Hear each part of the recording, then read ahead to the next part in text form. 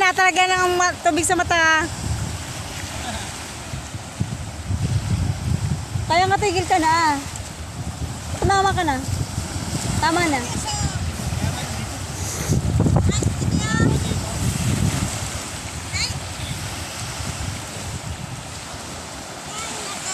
Yeah, galing naman ng bebe ko. Yun ang swimming mo, anak. Di man lang nabasa kayo yata singit. Diyos ko, Lord.